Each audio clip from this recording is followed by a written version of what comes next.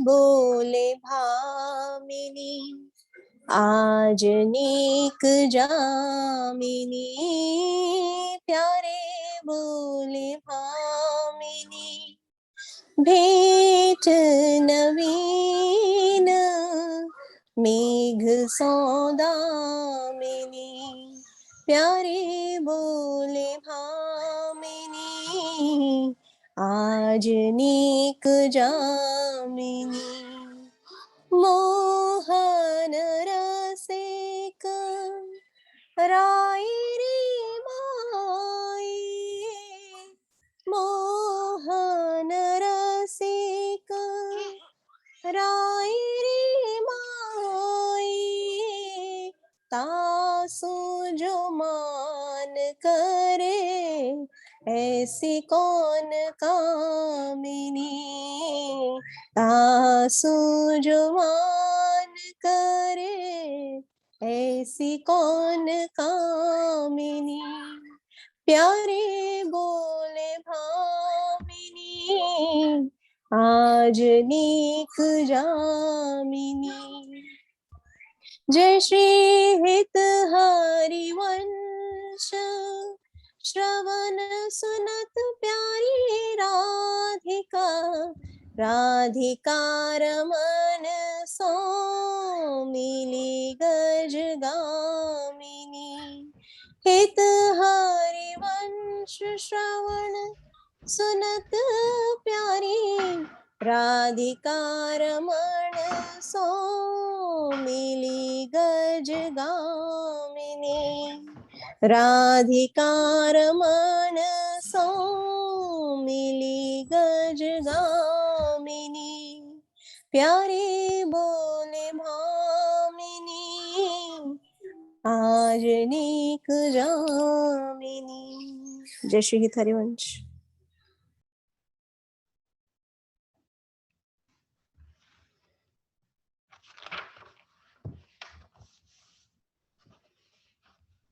जगन्नाथ अष्टकम गाएंगे हम।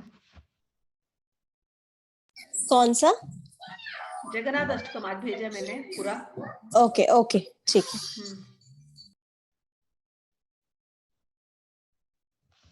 सविता बिजी हो? नहीं नहीं नहीं गा रही हूँ, एकदम वो मीना जी के यहाँ की याद आ गई। हाँ, मेरा भी वही हाल है। जब सब लोग बैठ के गाते थे। ये थोड़ा सा जो अलग है, राइट? हाँ, इसकी ट्विन थोड़ी अलग है, जो अभी थोड़ी अलग है। हाँ, हाँ, शब्द तो हम भी लोग थोड़े थोड़े हाँ, हम लोग इसी की आदत पड़ी हुई थी, हैं? अच्छा, मुझे थोड़े लिरिक्स भी थोड़े डिफरेंट है। हाँ थोड़ा डिफरेंट है। बोलो जगन्नाथ भगवान की जय, बलदेव जी की जय, सुभद्रा जी की जय, गीत गोविंद की, जगन्नाथ अष्टकम की जय। कदाचित कालिंदी तटे विपिन संगीत तर। अरे फिर से आवाज चली गई। एक और इस कौन का सुन रही थी? ये दोनों का मिक्स हो गया। कदाचित कालिंदी तट विपिन संगीत तरलो, मुदा भीरी नारी बदन कमला स्वाद मधुप। रमा शंभु ब्रह्मा मरपति गणेशा चित पदो, जगन्नाथ स्वामी नयन पथगामी भवतु मे।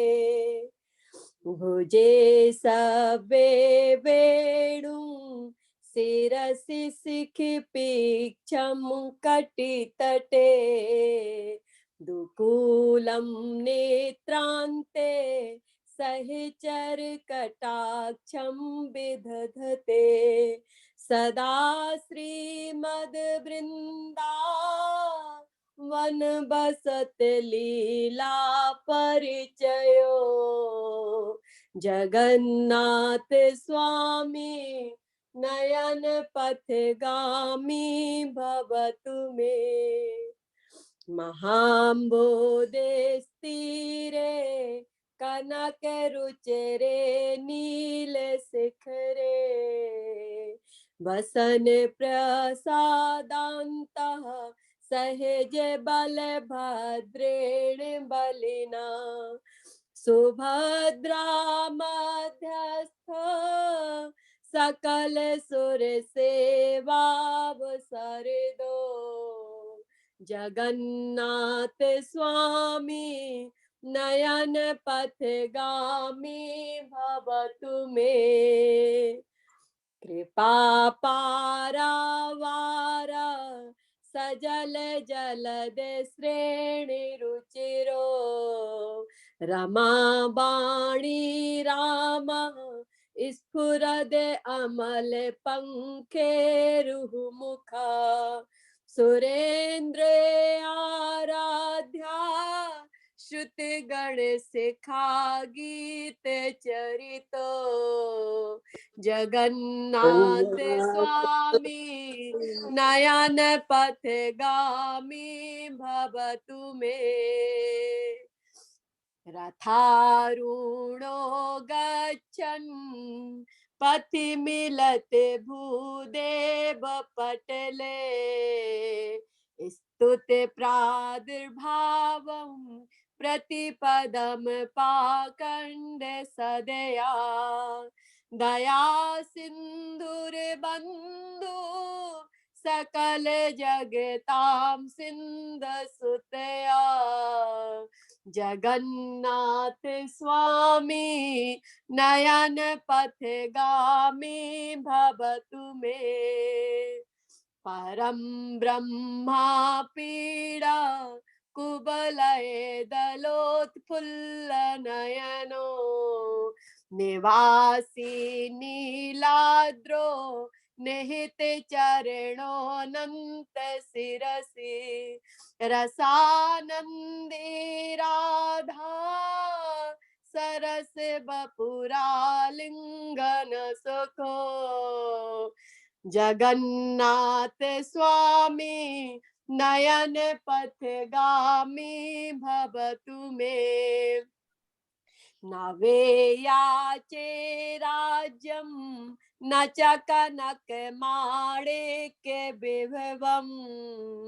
न याचे हम रम्या सकल जन काम्या वर वधूं।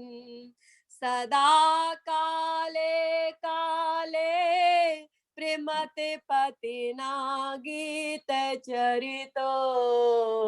जगन्नाथ स्वामी नयन पथगामी भवतु मे। हर त्वं संसारं धृततरम असारं सुरपते। हर त्वं पापानां विततिम् अपरां यादवपते। अहो दीननाथ निहित चरणो निश्चितमिदं। जगन्नाथ स्वामी नयन पथगामी भवतु मे। जगन्नाथ स्वामी नयन पथगामी भवतु मे। जगन्नाष्टकं पुण्यं या पठेति प्रहता शुचिः। सर्व पापं विशुद्धात्मा विष्णु लोकं स गच्छति। बोलो जगन्नाथ भगवान की जय। नीलमणि की जय। ये हम साथ में गाते थे ना पहले। हाँ हाँ हाँ, हमेशा हाँ, गीत तो गोविंद वो शुरू करते थे और उसका साथ में गाते थे। राग अलग था ना वो उसमें। वो इस्कॉन वाला ट्यून था, वो थोड़ा डिफरेंट था। वो अच्छा अच्छा। दो ट्यून था, मीना दूसरे ट्यून में गाती थी। चलिए मीना की शुरू याद आ करते हैं। गई। हाँ, हाँ, मीना इतना की अच्छा हम याद लोग आ क्लास। गई। नॉट ओनली दैट, हम जब वहाँ गए थे ना परिक्रमा में, तो जयदेव जी की समाधि के आगे, you know, she had experience and I was witnessing and I thought, oh my Yes, God, yes. why am I Yes, here? yes, Okay. yes, yes, yes. I know. चलिए बोलने का प्रयास करते हैं जगन्नाथ जी के सामने। जरा भी कोई क्वालिफिकेशन हमारी है नहीं, और सब्जेक्ट मैटर बहुत ही कहते हैं ना कि बहुत ही गूढ़ है, और बहुत ही इसको सेंसिटिवली हैंडल करना पड़ता है इस सब्जेक्ट को, और सबके सामने बोलने वाली कथा भी नहीं है। लेकिन फिर भी जब हम लोग बोलते हैं तो जगन्नाथ जी को बोल रहे हैं, और जब जगन्नाथ जी को सुना रहे हैं ये चीज, तो जहाँ कहीं भी गीत गोविंद होती है वहां पर रसिक संत लोग अपने आप आ जाते हैं। तो बस उसी भाव से कि ये जो है मैं जगन्नाथ जी को सुना रही हूँ, ये उनके प्रति अर्पित हो रहा है, और उस भाव से मैं कुछ भी समझाने का प्रयत्न कर रही हूँ। लेकिन सच में रियल में बोल रही हूँ ना, ये मेरे बस की बात नहीं है कि मैं इस पर कुछ भी बोल पाऊँ, और कोई क्वालिफिकेशन नहीं है। किसी का दिखाई नहीं देता। एक minute, I can hear my own voice, so wait. मेरा दूसरा वाला एक माइक ऑन है, म्यूट कर देना जरा याद से। Alright, thank you. हाँ, तो चलो प्रयास करते हैं। जयदेव जी से प्रयास, जयदेव जी के बारे में पहले कहते हैं। जयदेव जी, जयदेव महाप्रभु के बारे में थोड़ी चर्चा कर ले। पहले जयदेव जी कौन थे, और आपने अभी स्मरण किया उस जगह की, उसको कहते हैं केंदुबिल। तो जब जगन्नाथ जी जाते हैं हम लोग, तो जगन्नाथ जी में वहां से थोड़ी दूर पर है केंदुबिल नामक एक स्थान, बहुत ही सुंदर स्थान है। और केंदुबिल में जयदेव जी का जो है वहां पर जन्म हुआ था। तो उनकी माँ का नाम था, कोई लोग रामा देवी, कोई लोग राधा देवी, कोई लोग वामा देवी, कहीं तीनों ही नाम से वो मतभेद है, लेकिन वन ऑफ द नेम्स। और उनके जो पिताजी थे भोजराज, तो भोजदेव, तो ये उनके पिताजी थे भोजदेव, और उनकी माता का नाम रामा देवी। भोजदेव और रामा देवी को पुत्र नहीं हो रहे थे, तो बहुत उन्होंने जगन्नाथ जी से प्रार्थना की थी। तो जब जगन्नाथ जी से जब प्रार्थना की थी, तो एक दिन भोजदेव जब प्रार्थना कर रहे थे, तो उनको दिखाई दिया कि जगन्नाथ जी की मूर्ति से एक लाइट आई है जो उनके हृदय में गई, और उनके थ्रू वो जो लाइट है वो वामा देवी में गई।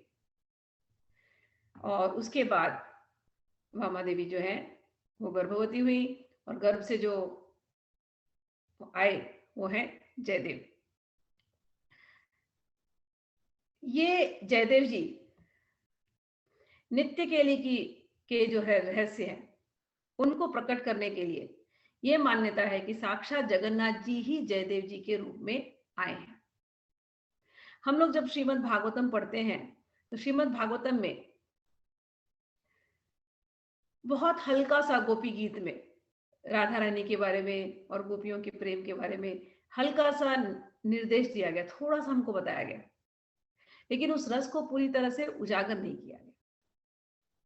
गोलोक धाम में ये जो रस केली है, ये नित्य विहार, ये नित्य चलता रहता है। तो एक बार भगवान के मन में इच्छा हुई, और राधा रानी के भी मन में इच्छा हुई कि जो ये हमारी जो रस केली है, जिसमें प्रेम में निरंतर हम लोग डूबे रहते हैं, सखियां डूबी रहती हैं, गोपवृंद डूबे रहते हैं, संसार के लोगों को जो संसार में फंसे हुए हैं, इतने तकलीफों में हैं, उनको भी तो इस रस का थोड़ा सा आस्वादन दिया जाए। थोड़ा सा इस रस का आस्वादन यदि वो कर लेंगे,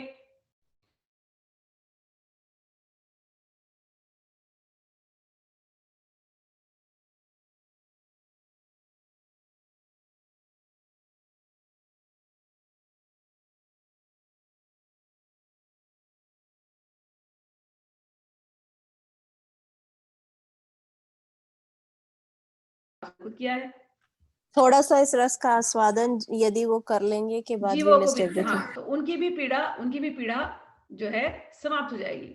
तो इनके रस का जो रस है, इसका आस्वादन कराएगा कौन? जिसने रस लिया है वही रस बांट सकता है। तो ये जो नित्य केली का रस है, इसका आस्वादन तो केवल नित्य विहारी और नित्य विहारिणी जी यही दोनों करते हैं ना। तो इसको अगर जीवों को देना है तो यही दोनों दे सकते हैं, और कौन दे सकता है। बस इसी विचार से भगवान ने कहा ठीक है, हम ही देंगे इसको। तो पहले वो आए थे सुखदेव जी के रूप में और थोड़ा सा देकर के गए, फिर दोबारा आए वो जयदेव जी के रूप में, और उस नित्य केली के रस को उन्होंने इस गीत गोविंद के माध्यम से हम सबको दिया। तो माता के गर्भ से आए, उस समय पर अच्छे थे, मतलब पढ़ रहे थे, लिख रहे थे, ज्ञान था इनको सब कुछ, बहुत ही विद्वान थे। पढ़ते पढ़ते थोड़े बड़े हुए, उसी समय कुछ सालों बाद इनके माता पिता का देहांत हो गया। जब देहांत हुआ, जैसे नारद जी की माँ का बाल्यावस्था में ही देहांत हो गया था, लेकिन नारद जी ने सोचा अरे वाह, ब्लेसिंग इन डिस्गाइज।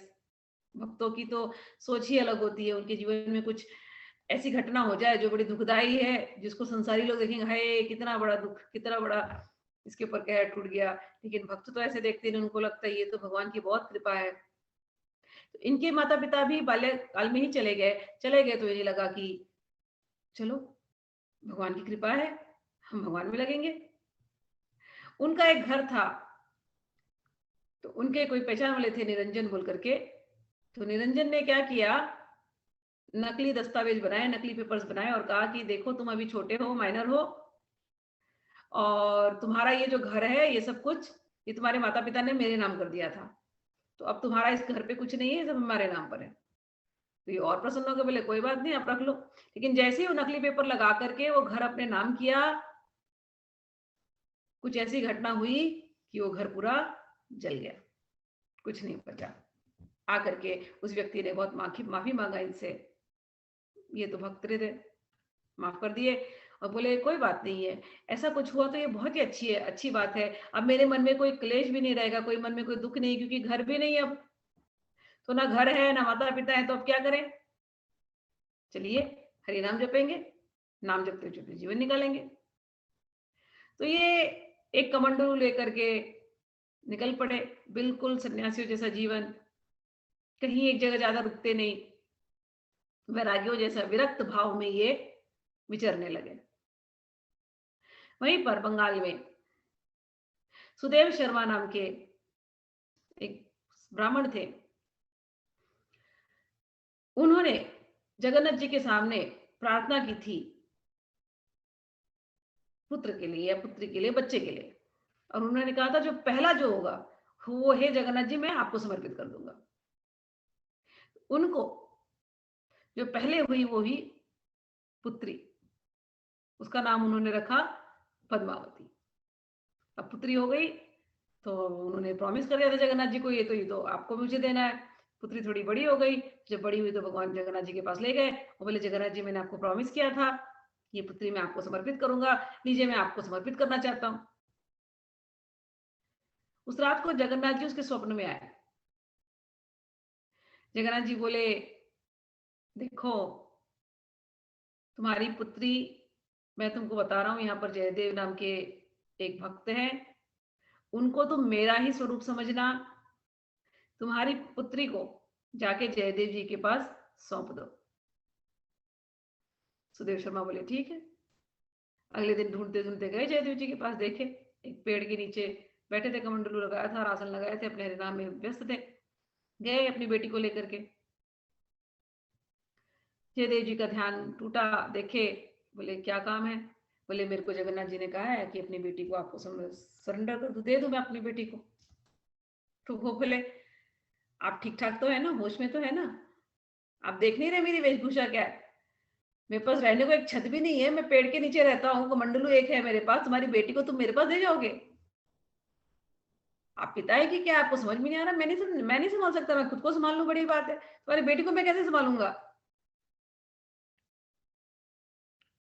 तो बोले नहीं मैं क्या करूं, जगन्नाथ जी ने मुझे निर्देश दिया है कि आप ही के पास छोड़ के जाना है बेटी को, आप ही रखिए।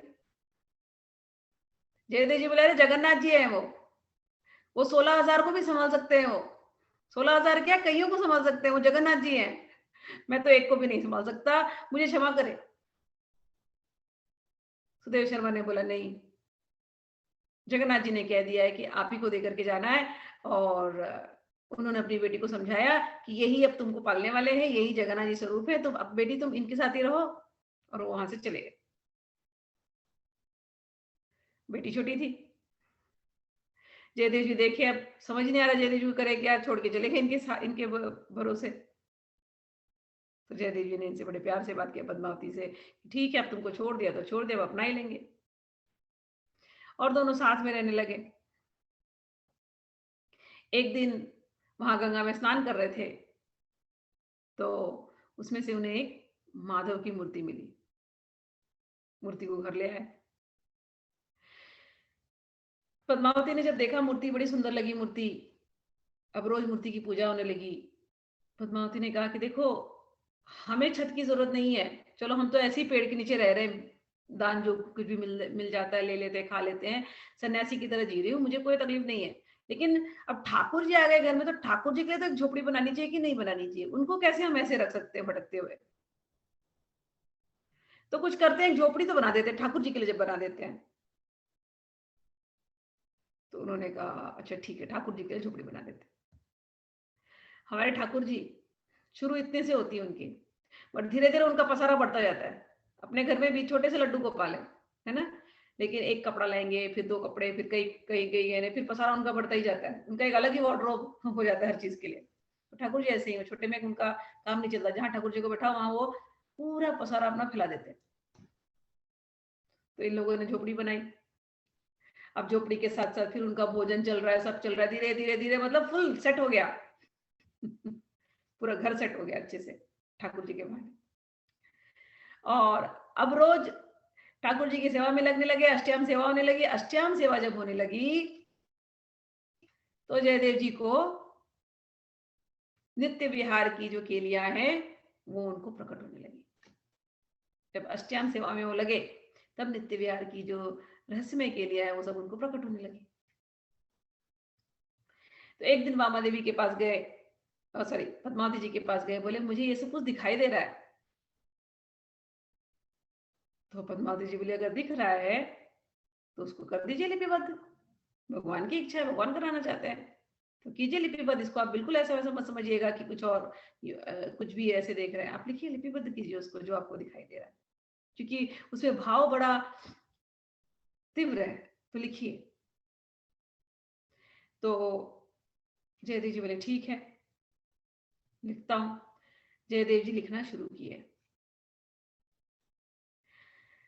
लिखते लिखते एक बार की बात थी कि वो भाव राज्य में है अपने और सब कुछ देख रहे हैं, और देखते हुए उनको दिखाई देता है एक सीन कि भगवान जो है वो राधा रानी के चरणों में झुके हैं और राधा रानी के सामने रो रहे हैं और राधा रानी से रिक्वेस्ट कर रहे हैं कि अपने चरणों को मुझे दे दो, मैं अपने मस्तक पर रखना चाहता हूं। ये सीन देखा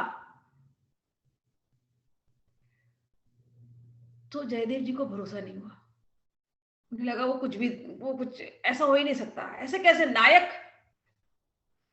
हीरो वो कैसे हीरोइन के चरणों में झुक सकता है और बोल सकता है नायिका के चरणों में कि नहीं मुझे तुम्हारा चरण चाहिए, ये तो भगवान है, Sarveshwar, supreme personality of God head, ब्रह्मांड नायक, ये राधा रानी के चरणों में झुके बोल रहे नहीं अपने चरणों को मुझे दे दो। बोले मुझे कुछ और ही दिखाई दे रहा है, ये ठीक नहीं है, शायद मैं कुछ ऐसे वैसे देख रहा हूं। तो लिखे नहीं, छोड़ दिए लिखना, छोड़ दिए लिखना।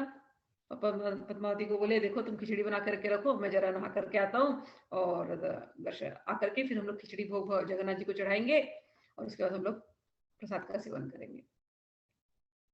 पद्मावती जी बोली ठीक। अभी निकल गए अपना। अब निकल गए, उतनी देर में जगन्नाथ जी स्वयं जयदेव जी का भेष बदल करके आए उस कमरे में जहां जयदेव जी लिख रहे थे। जगन्नाथ जी खुद बैठे, पेन लिया और उस लाइन को जहां वो छोड़ दिए थे खुद लिखे, और नीचे लिखे जय जय देव हरे। जगन्नाथ जी लिखे लिख करके बोले खिचड़ी बन गई है तो खिचड़ी लाओ दो, और जगन्नाथ जी जयदेव जी बने हुए और खिचड़ी लेकर के पद्मावती का लेकर के उन्होंने फिर भोग लगाया और फिर वहां से बोले अच्छा भी मैं जा रहा हूँ, आता हूँ थोड़ी देर में, निकल गए। थोड़ी देर के बाद जयदेव जी आए। जयदेव जी आए और बोले पत्नी को लाओ खिचड़ी लाओ, भगवान को चढ़ाते हैं, भोग लगाते हैं। पत्नी ने बोला अरे अभी तो आप आए थे, अभी तो भोग लगाया। बोले मैं कहाँ आया था, सपने देख रही हो क्या दिन में? बोले नहीं आए थे, आपने तो कविता लिखी ना, देखो जाके। तो जाकर के वो देखते हैं तो उसमें लिखा है जय जय देव हरे। इनको बात समझ में आ गई, आंख से आंसू आ गया, पद्मावती के चरण पकड़ लिए कि पद्मावती धन्य है तू, जो तेरे तेरे हाथ की बनी हुई खिचड़ी खाने के लिए भगवान यहाँ पर आकर के बैठ करके और तेरे हाथ से बनी हुई खिचड़ी खा के गए। पद्मावती तुम धन्य हो, तुम धन्य हो। पद्मावती के चरण में लौट गए।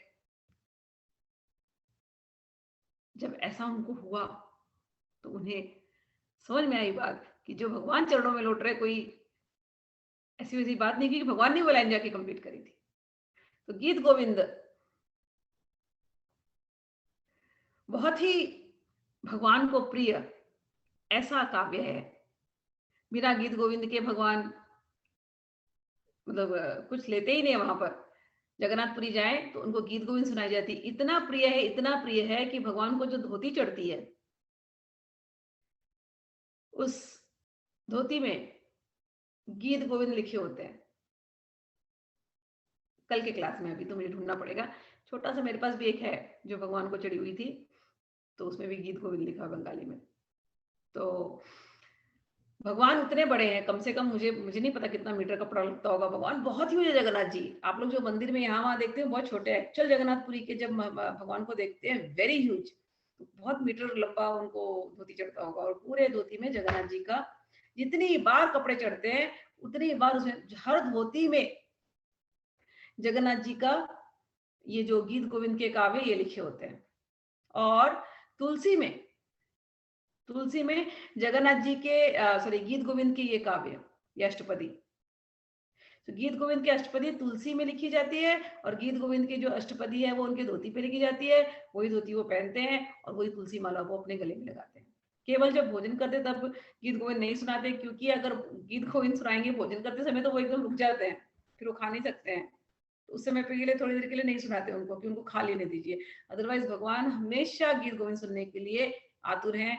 और गीत गोविंद के लिए एक और एक स्ट्रिक्ट रूल होता है कि गीत गोविंद जब भी सुनाए तो ये भगवान जगन्नाथ जी को ही सुनाना चाहिए, उस भाव में ही कि गुरुजन सुन रहे हैं और जगन्नाथ जी सुन रहे हैं। गीत गोविंद सबको गाने के लिए साधना जैसे अनुमति नहीं होती, बट उड़ीसा में जाओ तो सभी गाते हैं। साउथ में तो मैंने देखा छोटी छोटी लड़कियां कर्नाटिक म्यूजिक में गीत गोविंद वेरी फेमस, सब लोग गाते हैं, भले अर्थ कोई समझता नहीं हो लेकिन गाते सब हैं। तो कुछ जगहों में सभी लोग सब अष्टपदी गा रहे हैं जैसा जहां का ट्रेडिशन हुआ। लेकिन साधनात्मक दृष्टि में देखी जाए, ये मैं हमेशा बोलती हूँ, जब कभी गीत गोविंद गाएं तो जगन्नाथ जी को सुनाने के लिए गाइए। हमारे लिए सेव्य नहीं है, ये जगन्नाथ जी का सेव्य है, ये उनको पसंद है, इसलिए हम उनको सुनाते हैं गीत गोविंद। कुछ लोग बोलेंगे ये वाली अष्टपदी मत गाओ, वो वाली अष्टपदी मत गाओ। मैंने तो सब गाया है, क्योंकि भगवान को अच्छा लगता है ना। अपने आस्वादन के लिए नहीं गाया है, भगवान के आस्वादन के लिए गाया है। भगवान को सब अष्टपदी अच्छी लगती है तो भगवान को मैं सब अष्टपदी सुनाऊंगी। तो उस भाव से हम भगवान को अष्टपदी रोज सुना सकते हैं। तो ये जयदेव जी के बारे में थोड़ी सी बात। हाँ बोलो। ये वहाँ टेम्पल में, पुरी के टेम्पल में जितने भी ओडिसी डांस वगैरह होते हैं और रथ यात्रा में भी जो ओडिसी परफॉर्मेंसेस होती हैं, वो ये लोग गीत गोविंद परफॉर्म करके ऑफर करते हैं ना भगवान को। Yes yes yes. तो जितना भी नृत्य और म्यूजिक है वो सब उसका चरम, मतलब उसका जो पीएचडी है वो इसी में होती है कि आप गीत गोविंद को किस ब्यूटी से प्रस्तुत करें भगवान के सामने। ऐसा है ना। यस, इन्होंने लिखा और उसके बाद पहला जो नृत्य किया था वो रानी जो इनकी पद्मावती, इनकी पत्नी, उन्होंने इस वाह, पर नृत्य किया था। So beautiful. या बहुत सुंदर गीत गोविंद भगवान को बहुत प्रिय है, बहुत प्रिय है। और जैसे हम लोग कहते हैं ना कि जगन्नाथ जी तो जीते, मतलब जीते जागते हैं भगवान। इस कलयुग में अगर कोई जीते जागते भगवान है तो वो जगन्नाथ जी है। हालांकि भगवान तो हर जगह है, लेकिन यहाँ के जगन्नाथ जी जो है, पुरी के जो जगन्नाथ जी है, बहुत चमत्कार करते हैं, बहुत ज्यादा चमत्कार। कभी बताऊंगी बाद में। लेकिन हाँ, जो जगन्नाथ जी के भक्त हैं उनको पता है कि जगन्नाथ जी हर पल खड़े रहते हैं, क्या क्या चमत्कार करते हैं। बहुत सारी चमत्कारी कहानियां जगन्नाथ जी की है। एक आध हाँ, एक दो बता दीजिए अभी, फिर वो बात आएगी ही हो जाती है। अभी नहीं बताती हूँ, क्योंकि अभी मतलब मैं तो प्रैक्टिकल बता रही हूँ। कौशी ने तो आपको अच्छा, बताया ठीक है, था ठीक है। जगन्नाथ जी के एक चमत्कार। हाँ हाँ हाँ, करेक्ट। अभी और क्या बताऊं? आप लोगों ने सुना है? ठीक। मैं अपने जीवन की बता सकती हूँ। मतलब है हाँ, बहुत कहानियां, मतलब अपनी बता देती हूँ, चलो। कोई मेजर सी, हाँ। हाँ, जैसे मतलब जब गीत गोविंद फिनिश हुआ यहाँ से मेरा, जब ये ग्रुप में किया था मैंने गीत गोविंद पहली बार। हालांकि गीत गोविंद बोलने में बहुत घबराहट होती है मुझे, लेकिन पहली बार हमने किया, चलो अपने ग्रुप में करते करते जब अष्टपदी खत्म हो गई तो भगवान ने फिर रास्ता खोला। फिर मैं वहां पर गई थी, क्या कहते हैं, रथ यात्रा में गई थी। पहली बार रथ यात्रा देखा। मुझे नहीं पता था मैं रथ यात्रा में कभी जा भी सकती हूँ। जब भी टीवी में देखती थी रथ यात्रा, मुझे लगता था मैं नहीं जाने वाली कभी रथ यात्रा में, अकेले चली जाऊँ दर्शन के लिए, रथ यात्रा में तो नहीं जाऊंगी। लेकिन भगवान ने रथ यात्रा में बुलाया। जो रथ यात्रा में जो भगवान के दर्शन हुए हैं वो तो अद्भुत ही था। लेकिन आवाज नहीं आ रही उस आपकी, आवाज नहीं आ रही। हाँ, मैंने अभी आएगी वापस। मैंने कहा रथ यात्रा में भगवान ने बुलाया। खुद तो मेरी कभी इच्छा, मैं सच कहती हूँ, कभी इच्छा नहीं थी कि मैं कभी रथ यात्रा जाकर के देखूंगी। जब भी टीवी में देखती, वो भीड़ देखती, मुझे घबराहट हो जाती कि मैं तो नहीं जाने वाली रथ यात्रा में, चाहे जो हो जाए। और भगवान ने रथ यात्रा में ही पहला दर्शन करवाया। अच्छा, वहां गए, इतना ही नहीं है, भगवान की मूर्ति, बड़ी वाली मूर्ति, मतलब वो मेन मंदिर से निकलती है और आकर के गुंडीचा में बैठती है। गुंडीचा में अंदर जाने के लिए अलाउ नहीं होता। ओके, मतलब आपको वीआईपी टिकट लेनी पड़ती है, जो कि बहुत महंगी होती है, बहुत महंगी। और मैं और कौशी थे साथ में। तो कौशी वहां की सिक्योरिटी को बोलने लगी कि हमको जाने दीजिए ना, प्लीज जाने दीजिए ना। कौशी रोने लगी। वो सिक्योरिटी टस से मस नहीं नहीं जाने दिया। तो हम लोग घर आए। घर आकर के रात भर में खाली प्रार्थना करती रही, और गीत गोविंद कौशी भी सुनाती थी दिल से, मैं भी सुनाती थी दिल से। और रात भर प्रार्थना करते रहे कि भगवान दर्शन दे देना आपकी। और मेरे मन में एक इच्छा, सच बोलूं, सॉरी, नेक्स्ट तो उस समय पे तो दर्शन दिए, लेकिन वो खास वाली दर्शन नहीं दिया। अगले ट्रिप में जब मैं जा रही थी तो कौशी नहीं आई मेरे साथ। तो कौशी मेरा बल होती थी, क्योंकि इंडिया के बारे में उनको ज्यादा पता है ना। हम लोग नहीं जाते इंडिया से या यूएस से, तो इंडिया थोड़ा डिफरेंट कंट्री लगता है कुछ दिनों के लिए। लेकिन फिर मैं गई, उसे बोला कोई बात नहीं, तू जा भगवान से मना और सब तेरे दर्शन हो जाएगा। मैंने कहा ठीक है। मैं वहां गई मंदिर में, और भगवान का हमने खूब गीत गोविंद, पूरे दिन सुनाया गीत गोविंद, फिर रात को सुनाया गीत गोविंद। और मेरे मन में ना हमेशा वो एक इच्छा होती है कि भगवान की पहनी हुई धोती मुझे मिल जाए। और उस समय कौशिक का बर्थडे था, और मैं जगन्नाथपुरी से मैं वृंदावन जाने वाली थी जुलाई 7 के आसपास। तो मेरे मन में ये इच्छा आई कि मुझे एक धोती मिल जाए भगवान की, और मैं ये भगवान की धोती जाकर के कौशिक को गिफ्ट करूंगी उसके बर्थडे में। ऐसी इच्छा मन में इच्छा है, अब किसी को बोला नहीं। अच्छा ठीक है। फिर आए, सुबह दिन में दर्शन करके आए। फिर हमारे एक दो पहचान वाले जिसके यहाँ रहते वो भी आ गए। फिर रात के 12 बजे के हम तीनों को, एक सुष्मिता बोल के एक लेडी थी और एक द्वारका बोल के एक लड़का था जो कौशी ने भेजा था। हम तीनों के मन में है कि चलो अभी रात को 12 बजे के पूरी मंदिर में आके दर्शन करेंगे। तो हमारी जो होस्ट थी सरोज ने बोला दीदी अभी नहीं, बंद हो जाएंगे, अभी तो सोने का टाइम हो गया। तो हमने कहा कोई बात नहीं, सोने का टाइम हो तो सोने टाइम, हम फिर भी जाएंगे। और वो गुंडीचे में थे भगवान उस समय। तो हम लोग गए रात के 12 बजे।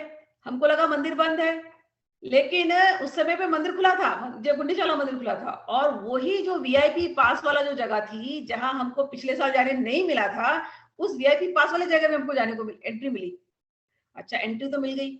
अब रात की आरती हो रही है, 12 बजे के आसपास की आरती बता रही हूँ। इतनी सुंदर आरती, वो छोटी सी जगह में इतनी भीड़, इतनी सुंदर आरती।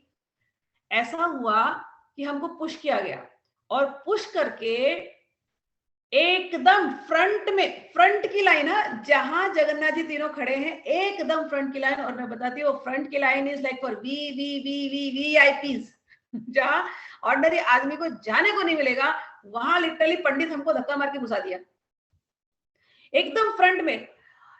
इतने बड़े भगवान को इतने करीब से देखा और आंखें मेरी चौंधिया गई है, क्योंकि एक्चुअल मंदिर में भी दर्शन आपको ऐसे नहीं मिलता, वो पंडित लोग ने मार मार के भगाते हैं।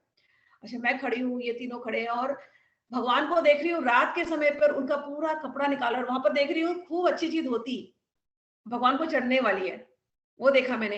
पूरा निर्वस्त्र, जैसे वो बोलते हैं ना, भगवान को पूरा निर्वस्त्र करके फिर नया वस्त्र उनको पहनाया गया रात को।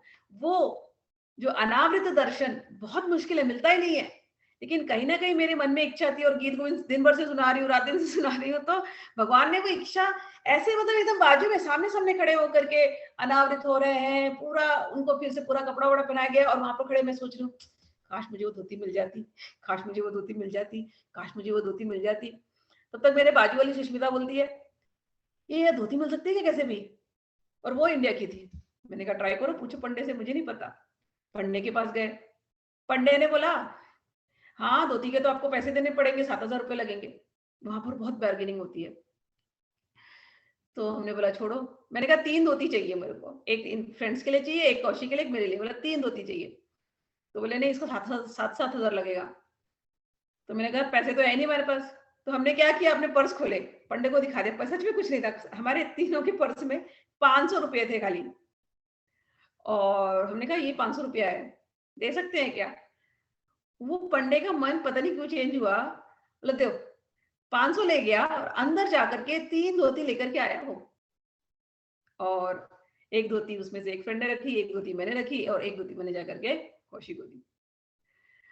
धोती में जो स्मेल है, चंदन का, कस्तूरी का, केसर का, तुलसी का, गुलाब जल का, वो गीली गीली धोती दी थी हमको उसने, गीली गीली, भगवान को पूरा गीला चढ़ाया था, फिर गीला धोती हमको दिया उसने। वो आज भी वो धोती मेरे घर में है, और आज भी उसमें वो स्मेल है। तो ये भगवान की धोती की कहानी है। इच्छा जो भी वहां हम करोगे लोग ने जगन्नाथपुरी में। हम लोगों ने तो हम्म, देखी एक बार स्क्रीन पे, जो लोग नए आए हैं उनको भी आप दर्शन करा दो। कल कल कल दिखाती हूँ।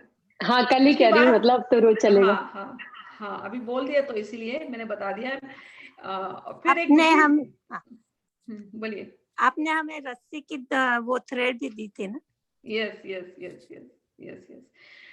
जगन्नाथ जी के क्या क्या बताऊं। अच्छा ठीक है, फिर पहले ट्रिप में जब गई 2016 में, तो 2016 में ये भी बहुत ही भगवान ने छू लेने वाली बात कही थी। 2016 में जब गई तो बच्चों को, यहाँ बच्चे मेरे जस्ट छोटे थे, ऋषिका जस्ट 12th पास की थी, और मेरे मन में केदारनाथ बद्रीनाथ की इतनी बोलते ना प्यास थी कि जाकर देखना ही है, नहीं देखूंगी तो मुझे लगता था मैं मर जाऊंगी, ऐसे फीलिंग आती थी।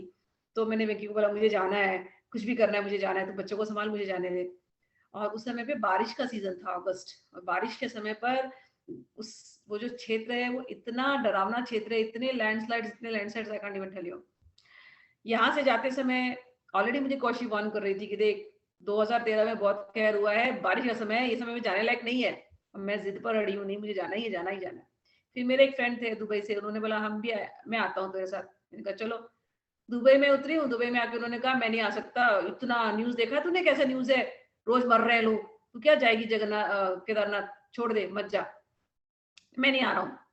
तो मैं बोली ठीक है तू मत आ, मेरे को तो जाना ही है, मैं तो निकली हूँ बच्चों को छोड़ के, पति को छोड़ के मैं तो जाऊंगी। जगन्नाथपुरी गए, जगन्नाथपुरी गए, पहला दर्शन, और वहां पर नॉन स्टॉप टीवी पे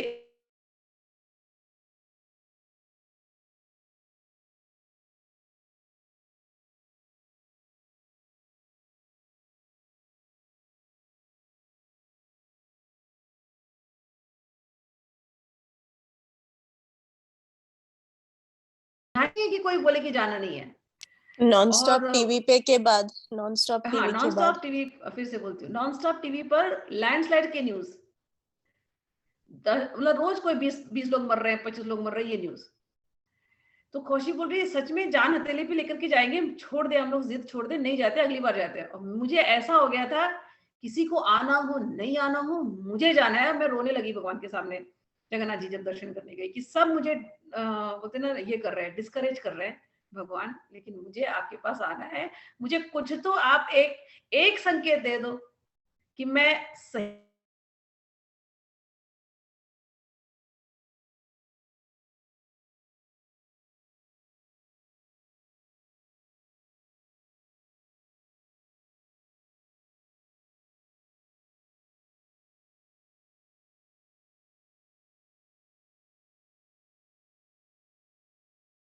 जैसे मैंने दर्शन किया, दर्शन करके उठती हूँ, एक संकेत दे दो के बाद। भगवान एक संकेत दे दो कि ये जो मैंने डिसीजन लिया है, पति को छोड़ करके, बच्चों को छोड़ करके आपको देखने आई हूँ, कुछ भी ठीक नहीं है, सब लोग डिस्करेज कर रहे हैं, लेकिन हे भगवान आप मुझे संकेत दे दो कि सही होगा सब कुछ। ये अंदर की प्रार्थना भगवान को ही पता है। बहुत प्रार्थना करने के बाद भगवान मैं वहां से हम लोग निकले हैं, फिर साक्षी गोपाल गए। साक्षी गोपाल में भी वो प्रार्थना चालू है अंदर से कि भगवान एक संकेत दे दो, एक संकेत दे दो। मैं चरण छुई हूँ साक्षी गोपाल का, और जैसी उठी तब तक वहां के पंडित ने तुलसी की माला ली भगवान के गले में से निकाल करके, और मेरे गले में डालते हुए बोलते हैं तुम्हारी केदारनाथ, बद्रीनाथ, यमुनोत्री, गंगोत्री की यात्रा सफल हो। ये पंडित के मुंह से निकल रही है, केदारनाथ, बद्रीनाथ, गंगोत्री, यमुनोत्री की यात्रा सफल हो। मैं ऐसे ऐसे जैसे कान में, मतलब वही सुनने के लिए मैं तरस रही थी कब से कि एक कोई तो बोल दे मुझे। मैंने फिर बाद में जब हो गया, मैंने बोला कौशिक सुना तुमने, कौशिक सुना तुमने, क्या बोल रहा था वो, तुम्हारी केदारनाथ, यमुनोत्री, गंगोत्री, 4 धाम की यात्रा तुम्हारी सफल हो। कौशिक बोली नहीं मैंने नहीं सुना। मैंने कहा मैंने सुना। अब तो मुझे पूरी भरोसा हो गया है कि अब चाहे कुछ भी हो जाए, अब साक्षी गोपाल ने बोल दिया, जगन्नाथ जी ने बोल दिया, अब तो जाना ही है।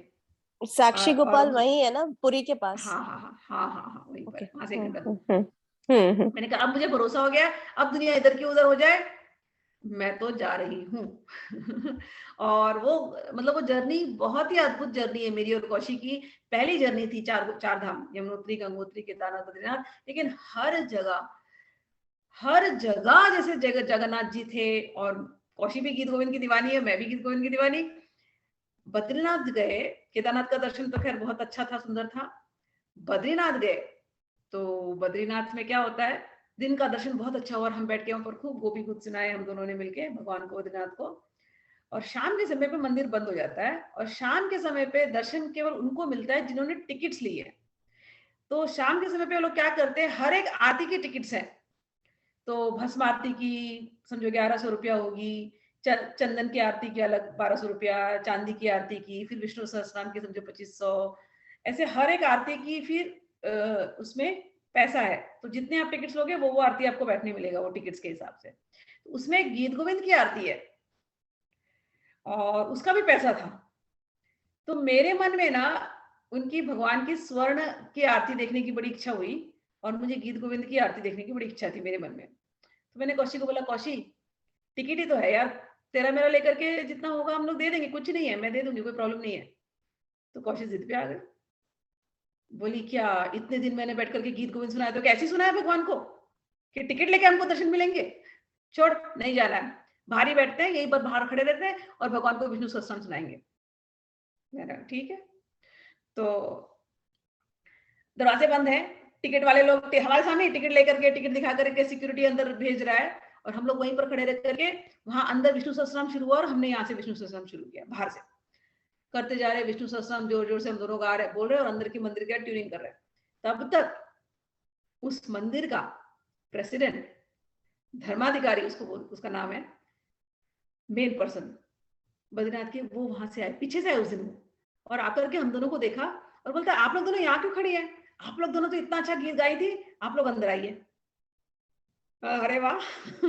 चलो, उसके बाद जब मैं अंदर घुसी हूँ, वो जो मुझे स्वर्ण की आरती देखनी थी बिल्कुल वही आरती चल रही थी, और उसके बाद लेकर के पूरी गीत गोविंद तक की, शाम की, रात की आरती तक हम बैठे रहे। और आरती के बाद धर्माधिकारी मुझे बोलता है, हम लोग दोनों को बोलता है, आप लोग है ना सुबह 4 बजे की जो आरती होगी उसमें आ जाना, और मैं सिक्योरिटी को बोल दूंगा आप लोग आने देंगे, क्योंकि सुबह की जो आरती होती है 4 बजे की जो आरती, उसमें उसकी आरती का कॉस्ट स्टार्ट होता है 25,000 से। सो दैट वाज वेरी महंगा आरती, और वो खास लोगों के लिए, वीआईपी लोगों के लिए होती है वो आरती। तो हम दोनों कहाँ 25,000 देने वाले हैं। तो बट धर्माधिकारी ने उनको बोल दिया था सिक्योरिटी को कि इन लोगों को भेज देना, सुबह ये लोग आएंगे, इन दोनों को ले रास्ता खाली खोल देना। तो हम लोग सुबह 4 बजे गए उस आरती में। बिलीव नहीं करेंगे, भगवान की मूर्ति है, और जैसे सेम जगन्नाथ जी में, जैसे मुझे जगन्नाथ जी के सामने सामने दर्शन मिला, ऐसे ही मुझे और कौशिक को फर्स्ट रो में भगवान के मूर्ति जहां पर रखे हैं, मैं और कौशिक बैठे हैं। और वो आरती उस दिन एक बहुत बड़ा कोई जिंदाल बोल करके फैमिली आई थी, वो लिटरली लोग चॉपर में आए थे वहां पर, और उन्होंने वो आरती को स्पॉन्सर किया था, उनकी फैमिली थी, और हम 2 लेडीज, हमको आगे बिठाया गया। और भगवान का जब, और पूरा वहां पर भी बद्रीनाथ में भी हमने अनावृत दर्शन किया है भगवान का, जैसे मैंने जगन्नाथ जी का किया, ऐसे ही बद्रीनाथ पे भी हम दोनों ने अनावृत दर्शन किया। और जब अनावृत दर्शन चल रहा था तो थोड़ा गैप था, तो कौशिक के मन में इच्छा हुई कि मैं बद्रीनाथ को गीत गोविंद सुनाऊं। तो उसने धर्माधिकारी को ऐसे रिक्वेस्ट करके पूछा कि धर्माधिकारी जी, मैं एक गीत गोविंद का पद सुना सकती हूँ क्या? बोले हाँ सुनाओ सुनाओ। एक पद सुनाना शुरू किया, तब तक कुछ वहां पर डिले होने लगा सजाने में। एक शुरू किया, एंड में उसने 3 पद अच्छी अच्छी सुनाई है, और इतना अच्छा लगा उसके बाद जो हमें श्रृंगार का दर्शन हुआ।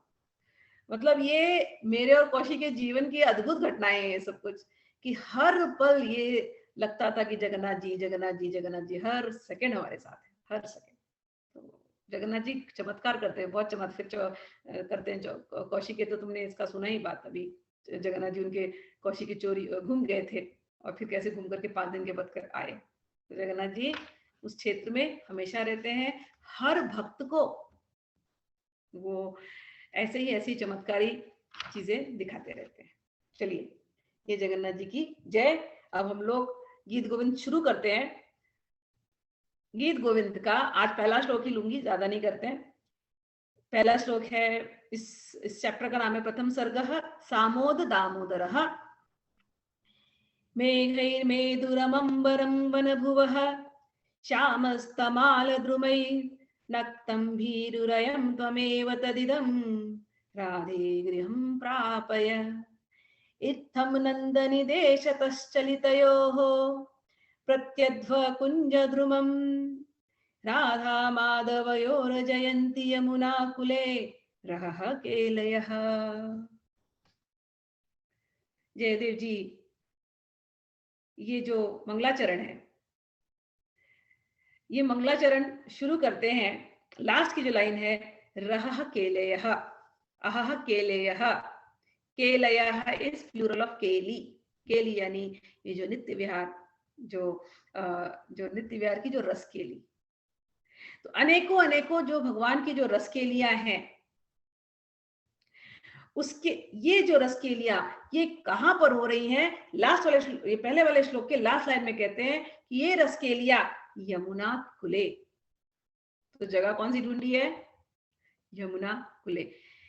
यमुना कुल में, यमुना के पुलिन में अभी तक तो इतने हम लोगों ने, बहुत हम लोगों पर कृपा हुई, हम लोगों ने वृंदावन महिमामृत पढ़ी, और हम लोगों ने इतना मेडिटेट किया है हरिवंश जी के पदों पर, सेवक जी के पदों पर, और ध्रुवदास जी के पदों पर, कि अब तक तो हमारे भी जो केलियां हैं, ये जैसे ही हमारी नजर के सामने आए तो पहली चीज होनी चाहिए वो है यमुना पुलिन। और जब यमुना पुलिन आता है तो यमुना की पुलिन के पास उसका रज, रज कैसा होता है? चमकता हुआ, जैसे किसी ने मोती को खूब पाउडर करके बिखेर दिया हो, कर्पूर को पाउडर करके बिखेर दिया हो, ऐसा चमकता हुआ उज्जवल रज। ऐसे रज पर केली कर रहे हैं। कौन कर रहे हैं? राधा माधवयो। और कहते हैं राधा माधवयोर जयंती, ऐसी रहस्य केली, ऐसी राधा माधव की केलियों की जय हो, केलियों की जय हो। किसकी? राधा माधव की नित्य विहार की केलियां, उनकी जय हो। आगे बोलते हैं, इसका जो सीन है वो सीन क्या है? ये जो केली होने वाली है, ये सीन कहां से शुरू होता है? मेघैर्मेदुरमम्बरम वनभुवः श्यामस्तमालद्रुमैः। वनभुवः, वन, वृंदावन। कह रहे कि वृंदावन का सघन एक जंगल है, एक वृंदावन का एक सघन निकुंज है, वेरी डेंस फॉरेस्ट। और उस डेंस फॉरेस्ट में, अभी आप अंदर डेंस फॉरेस्ट में जाइए, खूब अंधकार है, अंधकार। अंधकार होने के साथ साथ सडनली क्लाउडी हो जाता है।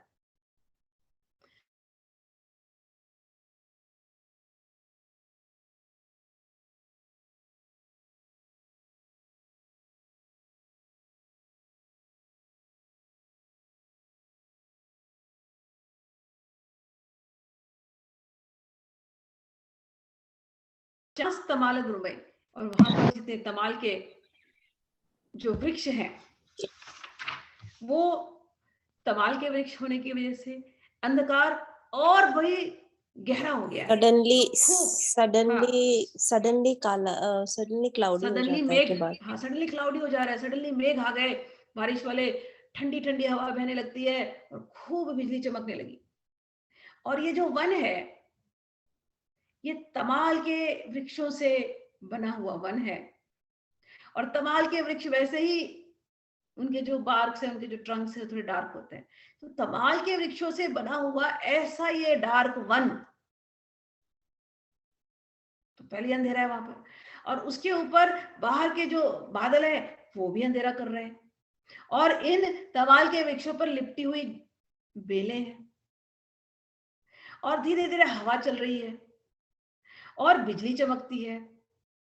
ऐसा ये माहौल पूरा अंधकार में माहौल है, उसमें हल्की हल्की सी कहीं कहीं बिजली चमकती है, और सब दिशाओं में घनघोर घटाएं वो फैल गई है, सब कुछ अंधेरा हो गया है। और उसी समय नक्तम भीरुरयम, नक्तम भीरुरयम, यहां पर कृष्ण को कह रहे हैं भीरु, भीरु यानी जो डरता है, डरपोक। तो नक्तम भीरुरयम तमेव तदिदं राधे गृह प्रापय, कौन बोल रहा है? हे राधे, कोई तो ऐसे बोल रहा है, हे राधे ये जो भीरु ये है, ये भीरु कृष्ण, ये रात के समय इसको अंधकार से बहुत डर लगता है, तो हे राधे इस भीरु, इस डरपोक कृष्ण को तुम इसका हाथ पकड़ो और इसको गृहम प्रापय, गृह में ले जाओ। गृह क्या है? किसके गृह में ले जाओ भाई? जिस घर में गृहिणी होती है उसको गृह कहते हैं, अगर गृहिणी नहीं है तो वो गृह नहीं है, फिर तो घरवाली है तो घर है। तो इसको कह रहे हैं, कोई तो कह रहा है इनको कि हे राधे इस डरपोक कृष्ण का हाथ पकड़ो, इसको अंधकार से डर लगता है, और इसको तुम लेकर के जाओ घर में। कहाँ ले जाओ? जिस घर में गृहिणी रहती है। तो यहाँ पर नंद महल नहीं ले जाओ, यहाँ पर गृहिणी जा रहती है, जहां भी कहीं वहां ले जाओ। तो कहां पर इसका अर्थ है, संकेत ये है कि उस निकुंज में ले जाओ जो तुम लोग दोनों की निकुंज है, जहां तुम रहती हो वहां उस निकुंज में तुम इनको ले जाओ। तो कौन बोल रहा है ये? इत्थम नंद निदेशतः चलितयोः, नंद निदेश, ऐसा एक नंद ने। तो इसके दो भाव निकले हैं, दो मीनिंग है इसके। एक नंद यानी कोई नंदा नाम की सखी जो इन दोनों को आनंद देती हो, ललिता सखी, इन दोनों को आनंद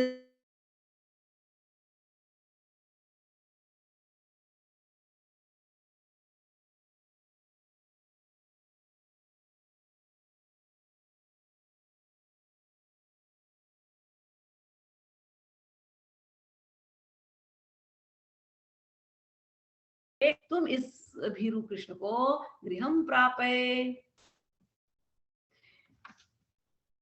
और उसके बाद जब वो ले जाती है तो उसके बाद इन जो दोनों होती है, इन दोनों को वो भीरु कृष्ण को ग्रह में ले जाओ के बाद भी मिस्ड, हाँ भीरु कृष्ण को ग्रह में ले जाओ। और इसके बाद वो जब वो राधा रानी उनको ले जाती है उस कुंज में, और जब वो सुख की क्रीड़ाएं वहां पर वो करती है, वो जो केलियां है उन राधा माधव की केलियों की जय हो जय हो। एक भाव ये सखी वाला भाव, ये जो सीन है। दूसरा सीन ये है नंद से नंद बाबा, कि नंद बाबा ने राधा रानी को कहा। वो कैसे हो गया? ये गर्ग संगीता में हमने पढ़ा ये चीज, तो उसी सीन से लिया गया यहाँ पर। नंद बाबा गौचरण के ले गए, गैयों को लेकर के। तो हमारे कृष्ण, बाल कृष्ण छोटे थे, तो कान्हा ने कहा बाबा मुझे भी ले चलो अपने साथ साथ गोचरण के लिए। तो कान्हा ऐसे थे कि माखन चोरी की लीला से ऊपर उठ चुके थे, तो और लेकिन अभी भी गोचरण कर नहीं सकते। तो कौमार्य, उम्र छोटी है लेकिन अभी भी गोचरण नहीं कर सकते और गोदी में उठाया जा सकता है। तो नंद बाबा ने क्या किया, अपने बालकृष्ण को ऐसे गोदी में चिपका लिया, बोले चलो मेरे साथ चलो। और गोदी में खूब चिपकाया, शायद कंधे पे भी बिठा लिया होगा, कान्हा को कंधे पे बिठाया और फिर लकुटी ली और गायों को चलाते चलते गए। तब तक जब गोवर्धन पहुंचे, पहाड़ी पर पहुंचे और सब गैया चर रही थी, तब तक जोर से बिजली कड़की और फिर काली, जहां देखो वहां काला बादल छाने लगा। अब ये डर गए, कृष्ण डर गए और बाबा को कस के पकड़ लिया। तो बाबा ने उनको कंधे से उतारा और फिर अपने गले लगा लिया और ये और चिपक रहे। जब जब बिजली कड़कती ये बाबा के साथ ऐसे चिपक जाते, बाबा डर लग रहा है, बाबा ये क्या हो जाएगा, कहीं बिजली गिर गई तो, गैयन को कुछ हो गया तो। बाबा बोलते कुछ नहीं होगा, कुछ नहीं होगा, तू रुक। अब बाबा को भी समझ में नहीं आ रहा है, देख रहे हैं कि हल्की हल्की बारिश आने लगी और ये चिपके जा रहा है। बाबा बारिश आ रही है, भीग जाएंगे तो। कान्हा कोई बात नहीं है, भीग जाएंगे भीग जाएंगे। नहीं बाबा चलो घर चलो, घर चलते हैं, भीग जाएंगे, कुछ हो जाएगी, बिजली गिर जाएगी। बोले अभी चलते हैं, थोड़ी देर चलते हैं, अभी गैयों को चर लेने दे, कुछ नहीं होगा। नहीं बाबा अभी चलो, और चिपके जा रहे बाबा के साथ। अब बाबा सोचने लगे गायों को भी चराना है और बादलों को देखा रहे, अंधेरा छाया जा रहा है, हो सकता है बारिश आए, लेकिन ये गायों को समेटे बिना मैं कैसे जाऊं, कृष्ण को घर ही पहुंचा देता हूँ, अच्छा होगा, लेकिन कृष्ण तो दूर है, क्या करूं। तो बाबा ऐसे सोच रहे हैं, तब तक उनको स्मरण आया कि एक बार नारद जी उनके यहाँ आए थे और नारद जी ने ये कहा था, मैं अभी अभी वृंदावन की जो अधीश्वरी देवी हैं श्रीमती राधा और जो तुम्हारे घर जो बालक हुए हैं श्री कृष्ण, ये दोनों नित्य विहारी और नित्य विहारिणी है। मैं अभी अभी उन राधा जो वृंदावन की अधीश्वरी है, मैं उनका दर्शन करके आया हूं। ये उनकी साथ हमेशा रहने वाली है। तो ये बात नंद बाबा को उस जगह में स्मरण हुई। तो उन्होंने बड़े प्यार से ब्रजभानु नंदिनी श्रीमती राधा रानी का स्मरण किया और बोले कि देखो, राधा रानी से प्रार्थना कर रहे हैं कि ये तो तुम्हारे ही हैं, तो कृपा करके प्रकट हो जाइए और इनको अपने साथ ले जाइए कहीं सुरक्षित सी जगह पे। और उस समय पर जब वो ऐसी प्रार्थना करते हैं तो इतना अंधेरा छाया हुआ है सब जगह, लेकिन आंख खुलती है नुपुरों की ध्वनि से। और जब आंख खुलती है तो देखते हैं छोटी सी राधा रानी है, अच्छी सी सुंदर सी कंचुकी पहनी है, सुंदर सा घाघरा पहना है और नाक में छोटी सी नथनी है, मुस्कुराते हुए ऐसे प्यारी सी, बाल करली करली चोटी की हुई है, थोड़े से फ्लावर लगाए हुए, करली करली करके उनके पास आ जाती है मुस्कुराते हुए। और जब वो आ रही है दूर से तो पूरे अंधेरे में रोशनी छाई हुई है, जहां से वो आ रही चमक रही है एकदम सोने की तरह। तो जितनी जगह पे वो चल रही है, चलते चलते आ रही है और रोशनी और नजदीक नजदीक नजदीक नजदीक आ रही है और नुपुरों की आवाज और नजदीक नजदीक नजदीक, और सामने फिर राधा रानी प्रकट हो जाती है। तप्त कांचन गौरांगी राधे वृंदावनेश्वरी वृषभानु सुते देवी प्रणमामि हरिप्रिय। और नंद बाबा देखते हैं, बहुत प्रसन्न हो जाते हैं और नंद बाबा कहते हैं, हे राधे, ये जो मेरा कान्हा है, इसे ना ये अंधकार से बहुत डर लगता है इसे। हे राधे, लो इसका हाथ पकड़ो और तुम इसे राधे गृहम प्रापय, इसे तुम घर में ले जाओ।